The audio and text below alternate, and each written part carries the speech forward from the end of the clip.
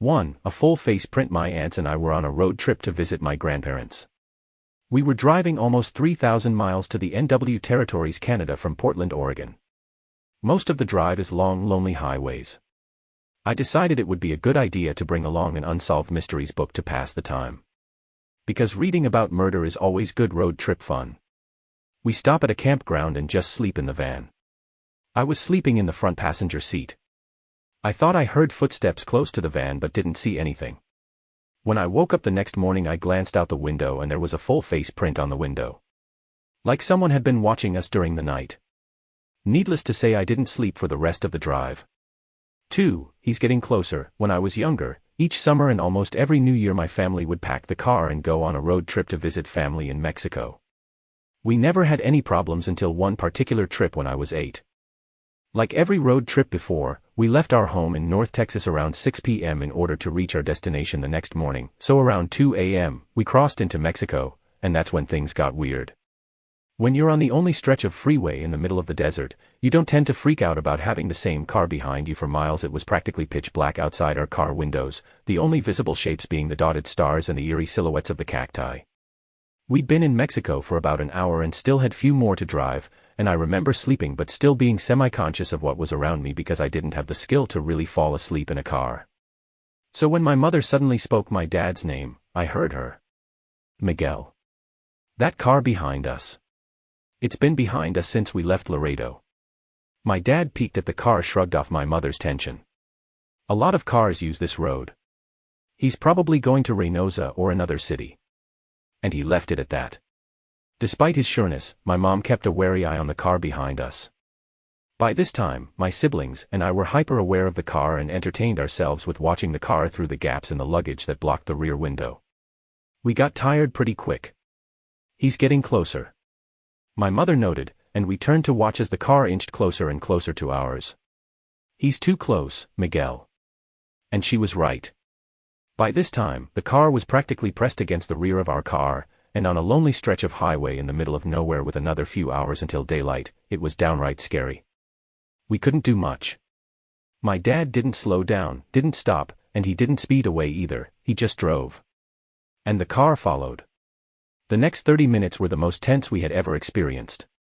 The car would ease off sometimes only to press its blinding headlights against our rear once more, like he knew he was freaking us out and enjoying it. It was during one of the periods that the car had pulled away that my mom spotted a police car up ahead parked on the side of the road, and she didn't miss a beat. Pull over. Right in front of the police. Pull over right now, Miguel. And he did. And the car kept driving. I wonder how confused the policeman must have been as he watched my dad park our car right in front of him. The policeman came over and asked what was wrong, and my mother urgently told him everything. The car, the way it followed us and taunted us. The policeman took her claims seriously and told us of how people were victimized and had their cars stolen on these empty highways by thugs and criminals. And then he offered to drive behind us for a while to make us feel safe. We drove off with the police cruiser behind us, relieved. Until about 10 minutes later, when we saw something that confirmed the policeman's words and my mother's worst fears. 10 minutes later, we saw the car pulled over on the side of the road, waiting. 3. Springing the trap. I was on a road trip with another girl and it was about 10 o'clock when we realized we needed to stop for gas and start looking for a place to stay the night. I'm careful and look for a nice safe place for gas. Finally I found what looked like a good place. It was a brightly lit gas station, clean, and looked pretty busy with a bunch of cars and just one open pump in the middle. I get out of my car to fill the tank. As I'm unscrewing the gas cap, I hear a shout. There's a guy with a gun and a group of people. Looking around, I realize that the other cars are all empty. This was a trap set for whoever pulled into the center pump. He yells for me to get on the ground and for my friend to get out of the car. He continues shouting about how they're going to shoot us or fuck us until we can't walk and other threats if we don't get on the ground now. My friend is frozen in panic inside the car. I stick the gas cap in my pocket and tell the guy with the gun to let me talk to her. He lets me get in the car to talk her into getting out. Instead I start the car, throw it into reverse and nearly run over one of his accomplices leaving the station. The look on his face as we sped out of there was priceless. He looked so shocked and so dumb. We finally got gas about 30 miles down the road when we were running on fumes, but decided not to stop again until we reached our destination. 4. Creeped out at Wolf Creek. I was on a road trip across Australia. We were heading from Brisbane to Broome. We had 72 hours to get there. Before I had moved to Australia, I made the unfortunate mistake of watching Wolf Creek, which is a horror about a psycho out in the outback murdering tourists, loosely based on true events. My friends always teased me saying shit like, "Oh, he'll get ya," knowing it freaked me out. I always said, I'll never go anywhere close to Wolf Creek. So we're into the second day of our trip across. We had 2 cars worth of people, I think 11 in total. All Europeans. We hadn't slept because it was just too uncomfortable. That night we ran out of gas. Guess where? Yup, 15 miles from Wolf Creek, I shit you not. Before this the cars had gotten separated, so there was about 4 to 5 of us on our own. We had pulled up to this gas station to wait until morning when it opened so we could fill up and be on our way. So it's getting late now, but it's the outback, so it's still a good 30 degrees at night. I was sitting in the back of the car in the middle seat with people on either side, no aircon. I started to have a panic attack due to the heat and the claustrophobia of being in a car, so I just decided to get out of the car and get some air. I went to sleep on a bench outside the gas station, and after about a half an hour this pickup truck pulls up beside me and turns the lights off. No one ever got out of the car and you couldn't see inside the cab. It was one of the creepiest experiences of my life, considering where I was at the time and also the fact that the dude in the film drove an almost identical pickup truck. I decided that the car was my safest option that night. 5. The man on the walkie-talkie. I lived in New Mexico for several years before moving to the Midwest. My friend, Amy, and I would spend many days exploring the remote corners of New Mexico, discovering abandoned ghost towns and enjoying the quiet, desolate beauty of the desert. One afternoon in March 2010, we were traveling from Ruidoso to Albuquerque. Always up for exploring, we took a back road rather than traveling the more direct highway. One leg of our journey had us on NM 55. It's a remote, tiny 2-lane highway. We loved those types of roads up until that day. This part of New Mexico is flat and desolate desert. You can see for miles and there is virtually nothing except dirt and rock between towns, and towns can be miles apart. So we were on NM 55 going north. After a few minutes, we saw a white pickup truck up ahead of us going the same direction. Suddenly, he stopped his truck sideways in the middle of the highway, blocking both lanes. We were about a mile away from him, and as we got closer, we began to get uneasy.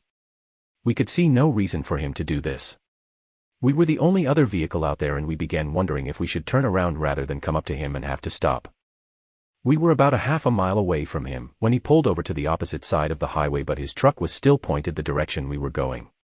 We tried to relax a little. Surely, this guy was a rancher or something.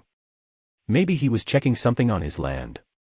As we passed him, we noticed a few things. 1, there was only one person in the truck, a middle-aged guy who never took his eyes off us, and 2, he was talking into a walkie-talkie.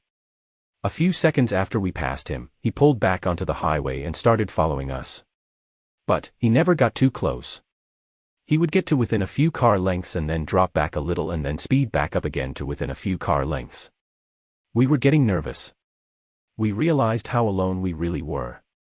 We had seen no other traffic on that road, and we hadn't told anyone about our great idea to take this detour. We checked our cell phones and neither one had signal, typical for remote New Mexico, but scary given our present situation. Amy was driving and speeding up, while I frantically checked the map, hoping to find a road that would have more traffic. There was Northwest Other Road. We had to travel this one to get to the next town. Turning around to go back the other way didn't seem like a good option. After a few minutes, we saw another pickup truck coming towards us. He was going very, very slowly, maybe 20 mph if that. This pickup was old and beat up, whereas the one behind us was newer. Amy had us up to 75 miles per hour and we blew by the old pickup. As we passed it, we saw that it was another middle-aged guy and he was talking into a walkie-talkie. After the white pickup passed him, he pulled a U-turn and pulled in behind it. As we watched all this, we could see the white pickup truck guy talking into his walkie-talkie. No doubt these two knew each other. We were being deliberately followed. And for the first and only time in my life, I felt hunted. They stayed right behind us. We watched for obstacles in the road. We truly thought old, beat-up pickup guy had set up a trap in the road and our vehicle would be disabled somehow. We talked about driving into the fields. But this was obviously their territory, and we were afraid of what would happen if we went off-road and got cornered. So, we stayed on the highway. By now white pickup truck guy was right on top of us. We could see him talking into the walkie-talkie and he stayed right on our bumper. And old, beat-up pickup truck guy was right on top of him. The three of us sped down the highway. The white pickup inched closer. His maneuvering and edging closer made it apparent that he was trying to bump us. I watched helplessly as he got to within inches of our back bumper. Amy floored it. We were passing 80 miles per hour and edging up to 90 miles per hour. The road was flat and deserted, but any little thing going wrong would have been catastrophic. We absolutely were not going to slow down or stop if we could help it. The white pickup pulled into the opposite lane and started to gain speed. The only thing we could think of was that he wanted to pass us and get in front of us. If he got in front of us and his buddy was behind us, then we'd be boxed in and trapped. We looked frantically at the rocky desert on both sides of us. Our only option was to off-road it. Should we risk it? Could we speed through the desert and make it to safety in one piece? As we topped a small incline, we saw a sign that said, Salinas Pueblo Missions National Monument, and it pointed towards a road on the left.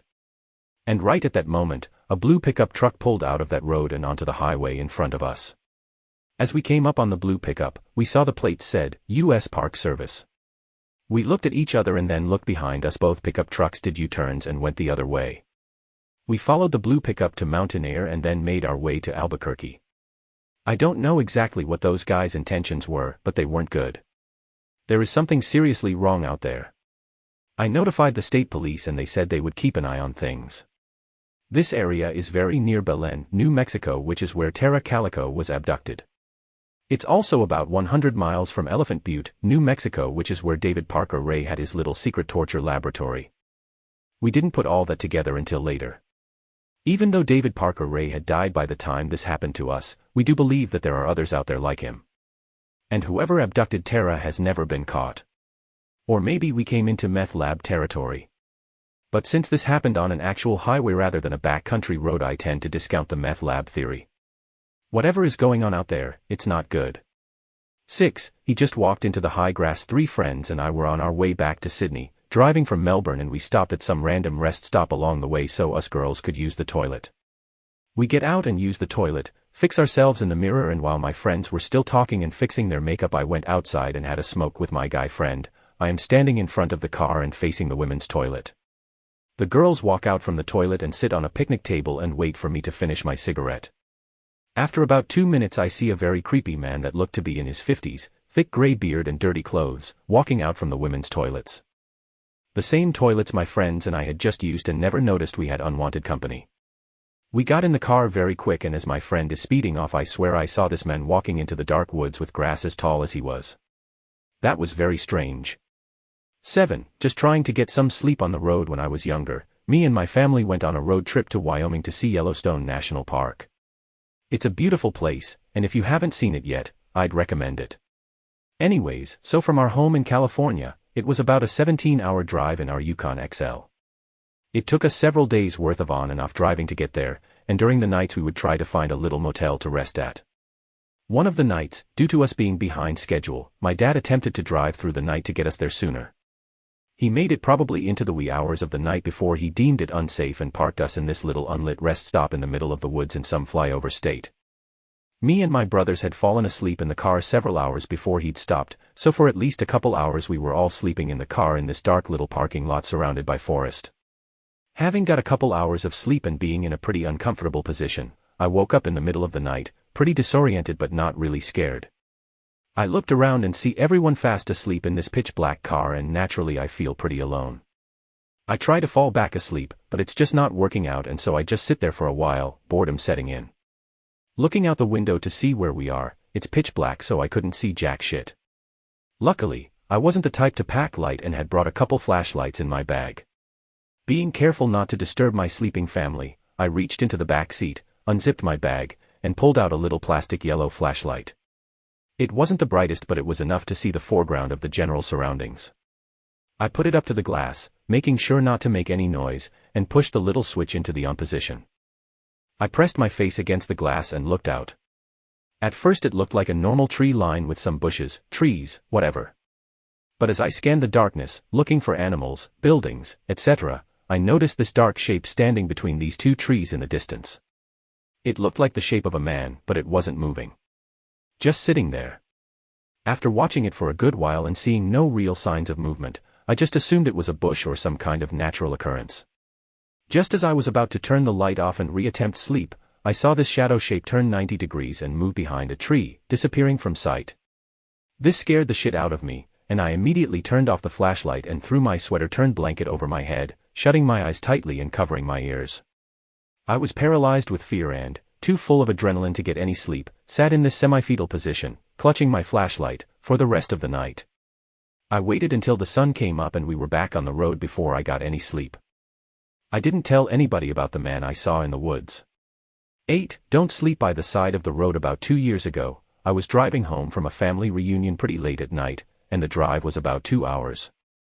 I didn't stay the night because I had to be back for work the following day. Most of the drive was on roads with dense bushes and trees on either side, the real creepy ones you see a lot in movies. Anyway, I had been driving about 45 minutes, and I was starting to get really tired. You know how sometimes you just suddenly become really tired, out of nowhere? Well yeah, that happened to me. I knew I wasn't going to last, but I didn't come across any place that I felt I could park and safely sleep. Anyway, after it became clear to me that I wasn't going to find a place to pull up, and my tiredness wasn't going away, I did something very questionable.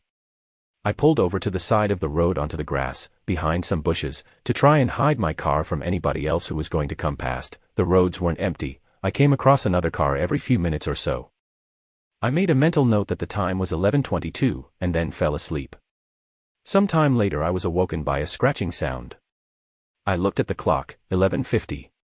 The sound stopped after a few seconds, and because I was still extremely tired, I didn't bother looking around and simply went back to sleep.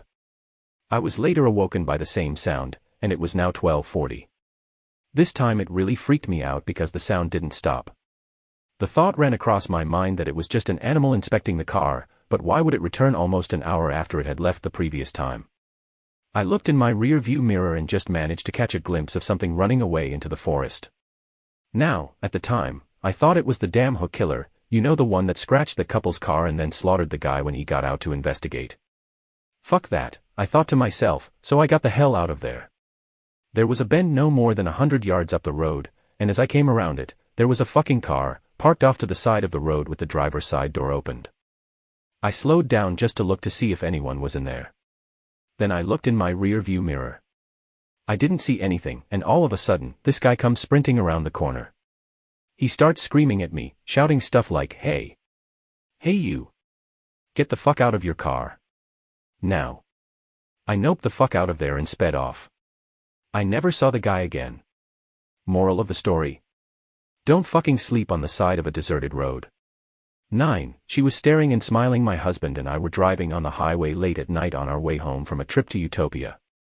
There weren't many cars, but there was an old lady in an old Cadillac and she kept racing up to stay beside us in the next lane. Then all of a sudden she starts merging into our lane and starts ramming us off the road.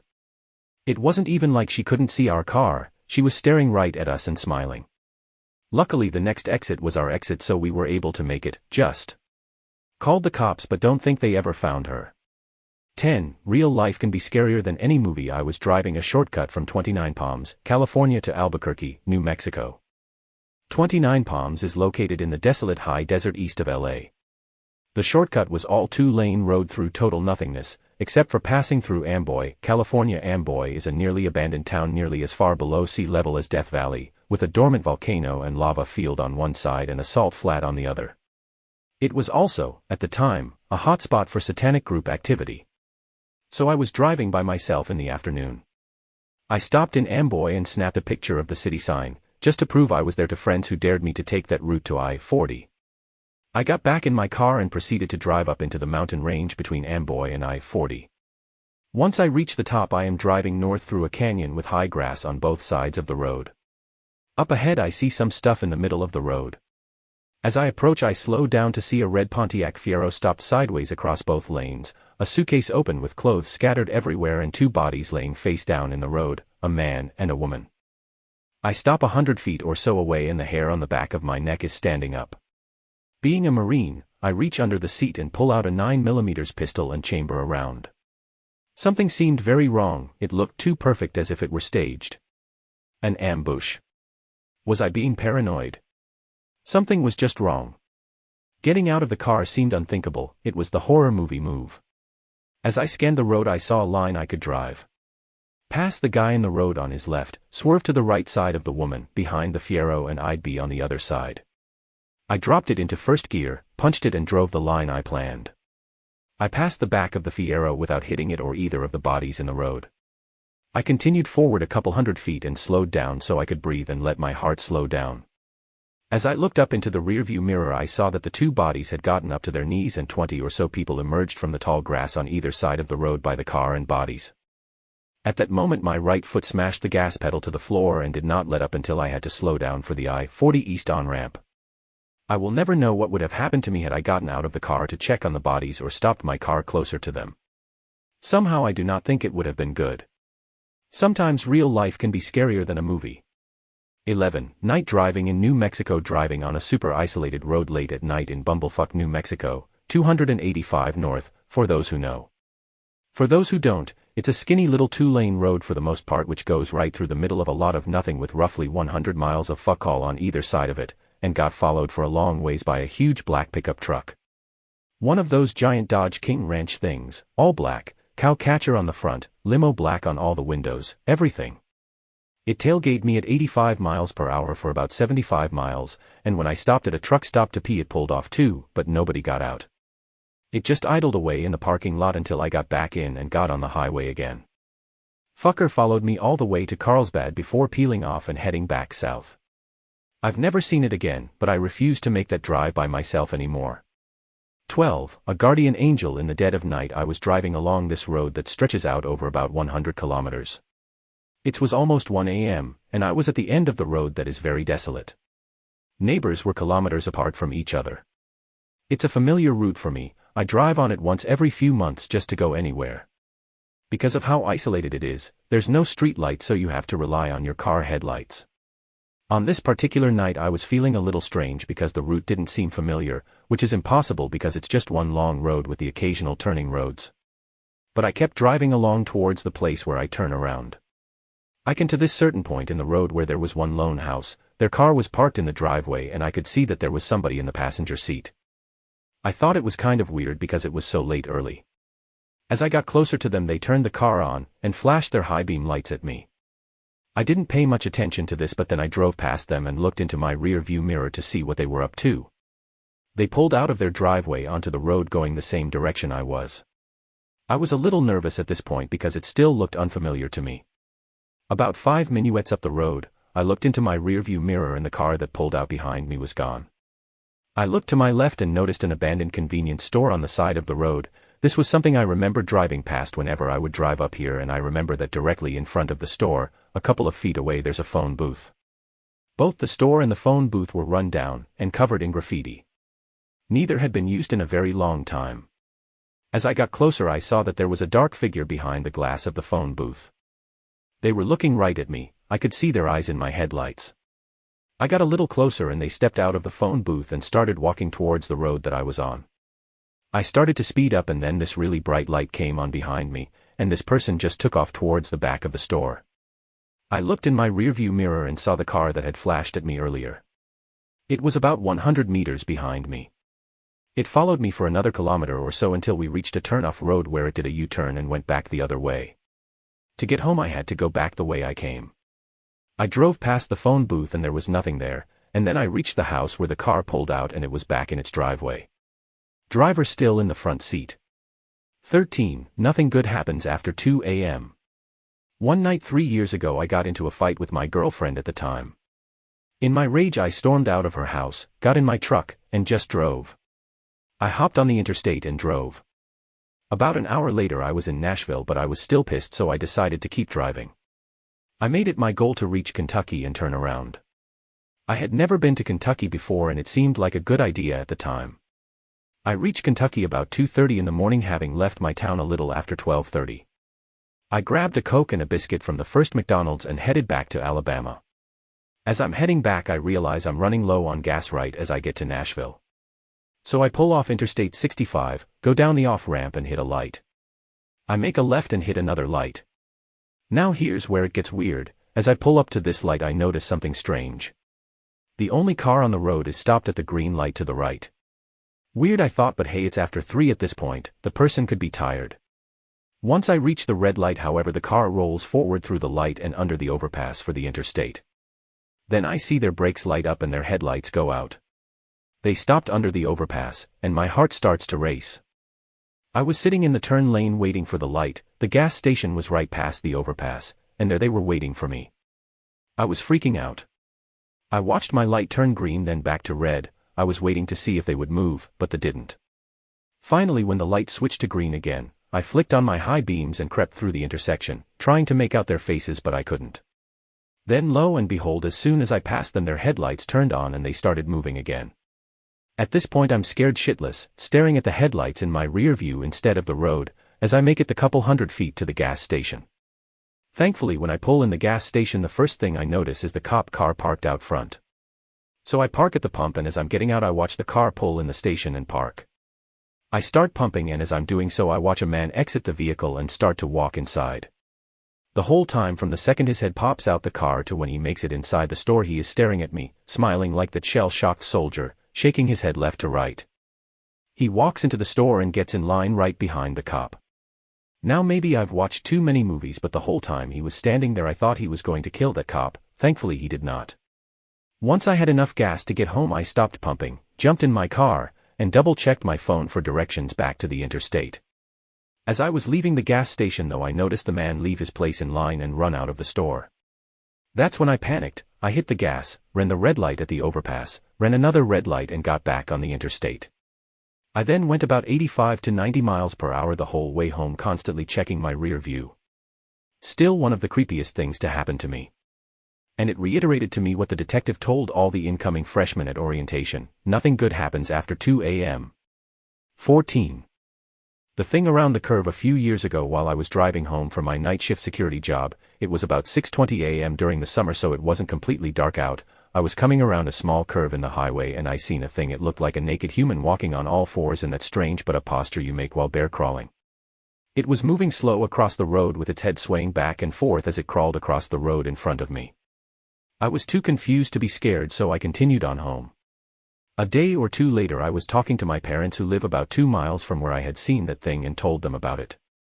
They told me some years before 2 of their friends were walking in that area and both came running to their house scared to death and would never tell anyone what had happened or what they had seen. Later, while telling scary stories with my friends, I told them of the thing I had seen that night. One of my friends who is a cop said about 8 years ago a man was ran over at the curve and everyone in the community thought he was a skinwalker. It doesn't scare me. I still drive that same road all the time, day and night, but I still look for it every time I drive by that curve. 15. Followed in Texas. So I was driving through Killeen, Texas at about 2 a.m. after a coming home thing and was heading back to my hotel with my wife. I take the exit and after a quick look back I see no vehicles, so I start to merge over because the hotel entrance is almost right after the off-ramp and there's not much wiggle room. As I start to come over I get suddenly flashed by headlights and hear this dickwad's horn about 50 foot behind me. So I stop merging and keep going straight, accelerating a bit to get ahead of this car more and take a more roundabout way to get to the hotel. I notice that this car is now tailing me very closely. I can only make out 2 figures and one is reaching into the back seat. Pulls something long and thing out of the back, and now I decide to make sure this dude is actually following me. Blinker shows left, turn right. He copied. Then I did some other borderline stupid things like signaling a good half mile ahead of my next turn, which wasn't actually planned, then turning it off and going the other way. Eventually I say fuck it and gun it back onto the highway and he follows, so I get right back off and cut my lights going into a crowded parking lot, and just like you see in the movies they roll past us looking everywhere. After about 2 minutes I start the car and leave, never saw a trace of the car again. It was a bit scary but I had to stay calm so my wife didn't know what was really going on. I told her I was just trying to stay out of the way of a drunk driver and let her know what was up when I cut out the lights. She was none too pleased but sure that I had lost them. I wasn't and was paranoid for the next week. 16. A man standing in the bushes worked nights at a warehouse. Often drove my motorcycle because it's fun and saves money on gas. Was coming home one night. There was a heavily wooded bushed area right on the side of the road. I pull up to a stop sign and there is just some dude standing in the bushes. I come to a stop. Look at him. We make eye contact. He starts walking towards me. I nearly killed the engine as I floored it the fuck out of there. I got a mile or southwest down the road. Pulled over. Pulled out my handgun and called the police. Didn't see him again. The police went and checked it out, but there was no one there by the time they arrived. Dude was freaky looking. 17, a flat tire in the middle of nowhere. I was driving alone from eastern Colorado to Wyoming in the middle of the night on a dirt road. It was the type of darkness that most people never get to experience. Like being in the middle of the ocean. No cities or even small towns for hundreds of miles in every direction. Once I hit the border of Wyoming, the road became pavement. After about half an hour, I hear this loud bang and my car pulls hard to the middle of the road. I got a flat tire. I pull over and get out, and it's just quiet as can be. So dark, not a single light of any kind for hundreds of miles except my dome and headlights. I start changing the tire by myself, feeling really uneasy about being alone in the middle of nowhere. So I get the tools and the spare out of the trunk and start changing the flat as fast as I can. For some reason I'm trying to be quiet because it feels like every little sound I make is incredibly loud. I even turned my music off. I'm crouched down finishing up, tightening the lug nuts on the spare, when I hear from right behind me, "Need any help with that?" in a man's voice. I spin around and stand up fast as fuck, and no one is there. I look across the street in the other lane and no one is there. I grab the tire iron and start yelling, "Who's there? Who's out there?" Dead silence. I mean, I could hear my heart beating. I could barely see the other side of the road because of the darkness, but I knew that there was nothing anywhere around me but dirt and sagebrush. I spin those lung nuts on, crank 'em tight, spin the jack down. The whole time I have that feeling someone is right behind me. I throw all the tools in the trunk with the flat and could not jump back in my car fast enough. I felt like someone was going to stop me from closing the door when I slammed it shut. I sped home to Wyoming, freaked the fuck out the whole time. Checking my back seat over and over again.